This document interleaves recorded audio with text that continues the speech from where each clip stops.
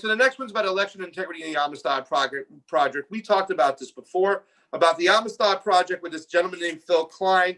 I believe it's called the Thomas Jones Institute or the Thomas something Institute.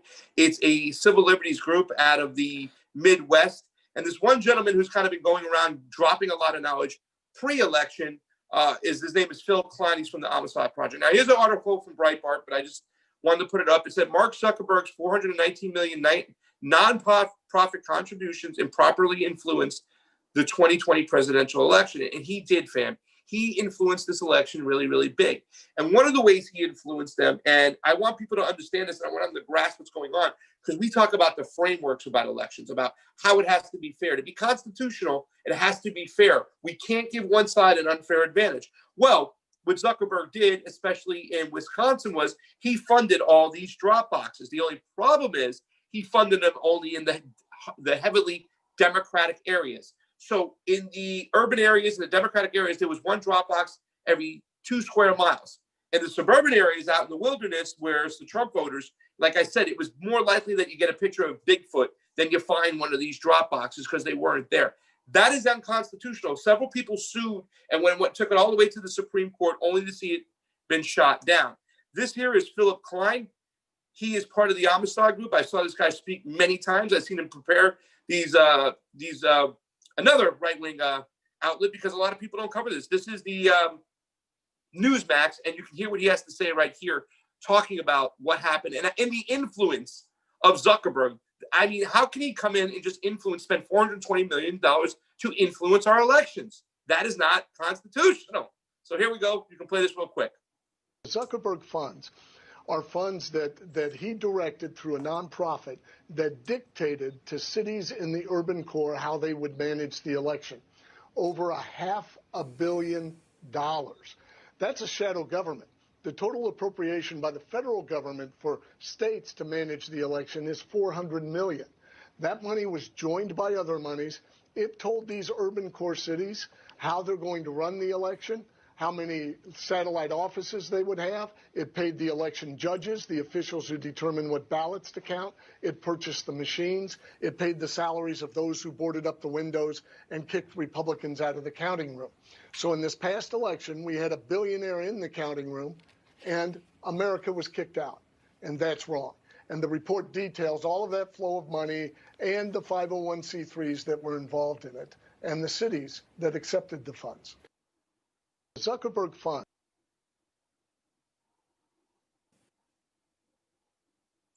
Yeah. There it is, fam. And I also put up this article real quick because I know we've been spending a lot of time on the first two.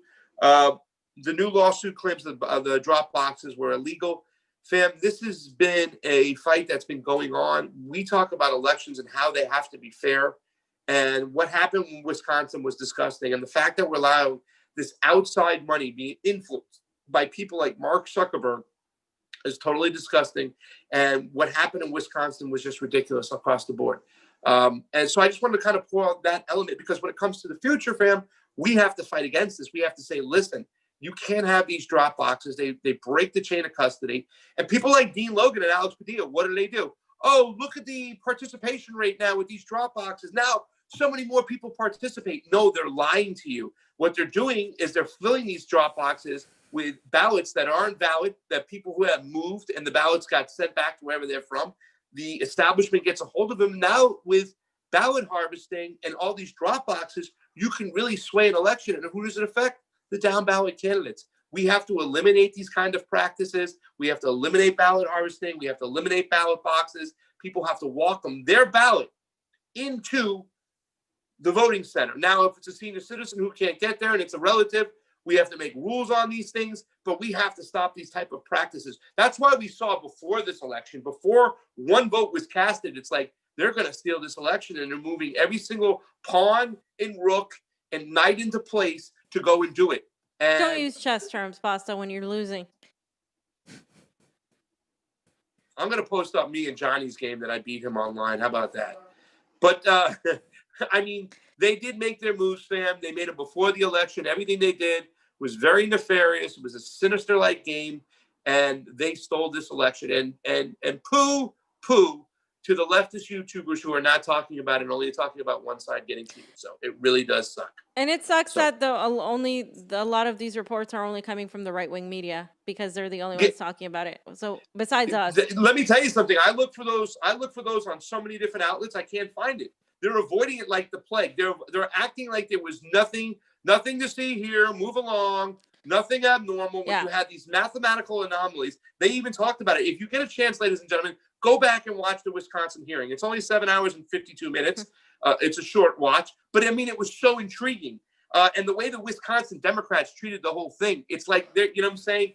They're playing this kabuki theater, this OMG, I'm offended. How dare we talk about this? We're talking about we should be talking about the coronavirus that killed all these people. And one of their congressmen told them, the state senator said, he goes, you're sitting there and saying this stuff about coronavirus. It's a shame the way you guys use this strategy to play politics and tip this election unfairly. Like, he called them out in the hearing. And here's the thing, the Democrats, all but one, refused to go to the Wisconsin state capitol to go and talk about this. They stood behind the fact that they had COVID, whatnot, and every single time they got on there, they just said, poo, poo, poo, poo, poo, nothing of substance. It's how dare you do this? Oh, my God, I'm so offended. Let's not talk about anything. I mean, they're awful across the board. They're awful across the board. The establishment stinks, and it needs to be taken to heel.